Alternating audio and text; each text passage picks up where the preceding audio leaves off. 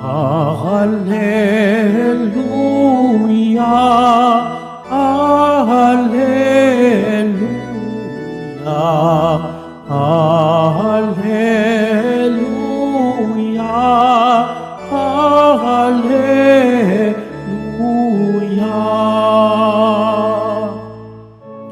Ikaw, Kristo, ay sinugo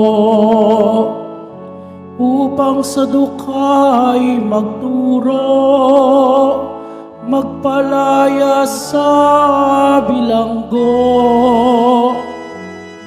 Alleluia, Alleluia, Alleluia, Alleluia.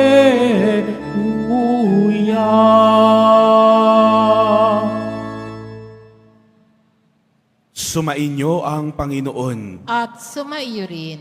Ang mabuting balita ng Panginoon ayon kay San Marcos. Papuri sa iyo, Panginoon. Noong panahong iyon, muling pumunta si Jesus sa baybayin ng lawa ng Galilea. Sinundan siya ng napakaraming tao at sila'y tinuruan niya. Nagpatuloy siya sa paglakad at nakita niya si Levi na anak ni Alfeo, nakaupo sa paningilan ng buwis. Sinabi sa kanya ni Jesus, "Sumunod ka sa akin." Tumindig naman si Levi at sumunod. Nang si Jesus at ang kanyang mga alagad ay kumakain sa bahay ni Levi, nakisalo sa kanila ang maraming publikano at mga maasalanang sumunod sa kanya. Nakita ito ng ilang eskribang kabilang sa pangkat ng mga Pariseyo at tinanong nila ang kanyang mga alagad, bakit siya sumasalo sa mga publikano at sa mga makasalanan?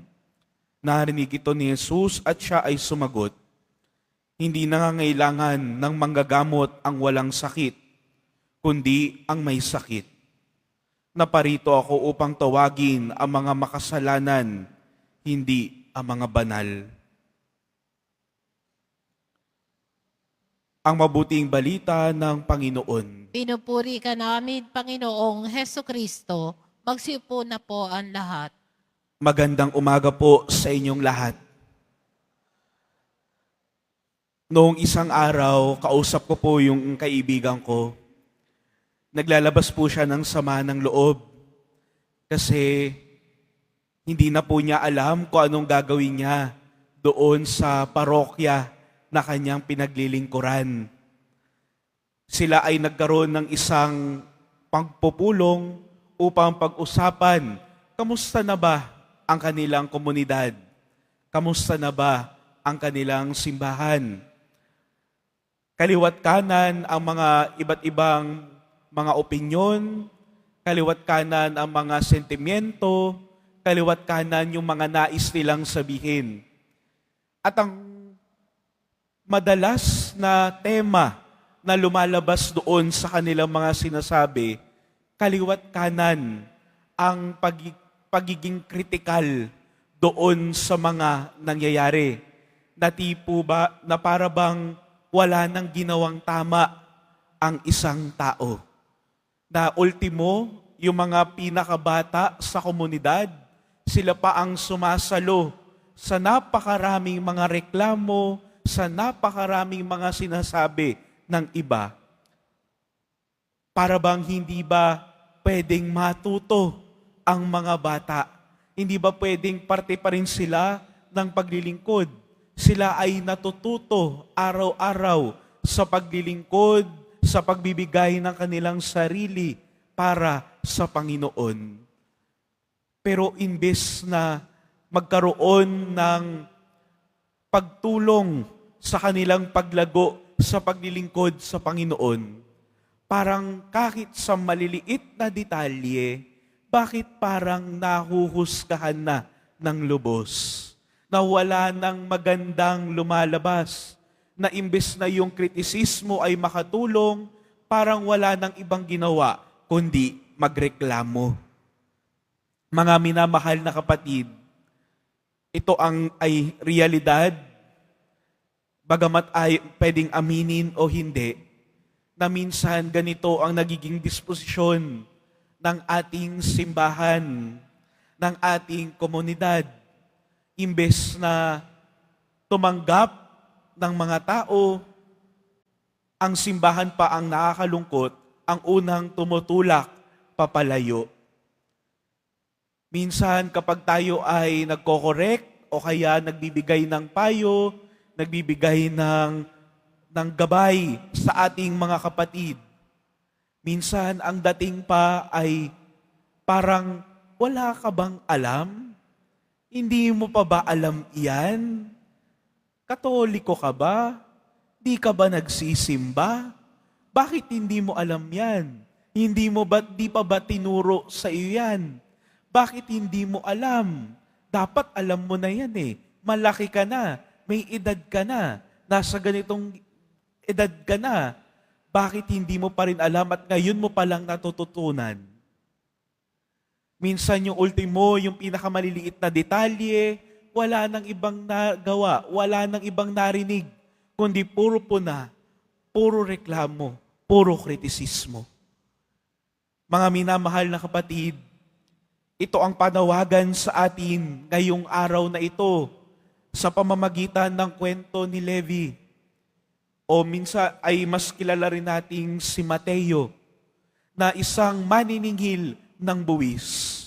Nang makita ni Jesus si Levi, maniningil ng buwis, isang Hudyo, isang traidor sa kanilang komunidad. Pero anong ginawa ng Panginoong Jesus? Ang sinabi lang niya, sumunod ka sa akin.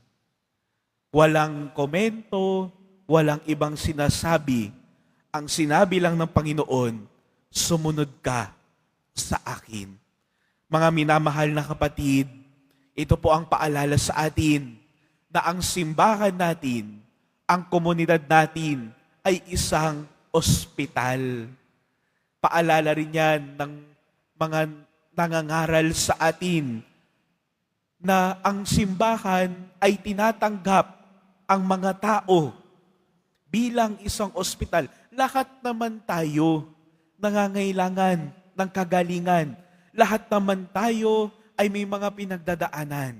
Lahat tayo ay may mga kanya-kanyang pagkakadapa sa ating buhay. Nawawag natin sanang malimutan kung gaano tayo kinaawaan ng Panginoon.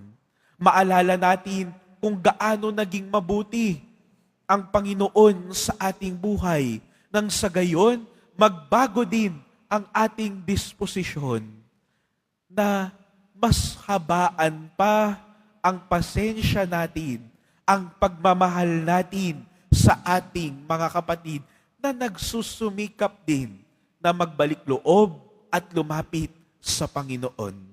Lahat tayo nagsusumikap. Yung iba may kanya-kanyang pacing ng paglapit sa Panginoon. Pero ang mahalaga, lahat naman ay nagsusumikap. Ano ang pwede nating gawin upang matulungan ng isa't isa na tunay na makapagbalik loob at makapagbagong buhay? Kaysa makatulong, baka tayo pa ay makalayo sa kanila. Kaya nga ito rin ay paalala sa atin na tingnan din ang ating sarili. Baka porke hindi naman walang kinalaman sa atin yung isang bagay ay todo husga, todo pagiging kritikal, todo ang reklamo. Pero lagi nawa nating tandaan, sa grasya at awa ng Diyos, tayo ay mga makasalanan na lubos na kinaawaan at minamahal lagi ng Panginoon. At kung paano tayo minamahal ng Panginoon, naway ganun din ipakita ng may buong pagmamahal at may kahabaan ng pasensya doon sa ating mga kapatid. Sa pagpapatuloy ng ating pagdiriwang, naway ang ating mga puso mas lalong maging bukas, mas lalong maging buo upang tanggapin ang mga kapatid natin na hinahanap ang ating Panginoong Jesus. Amen.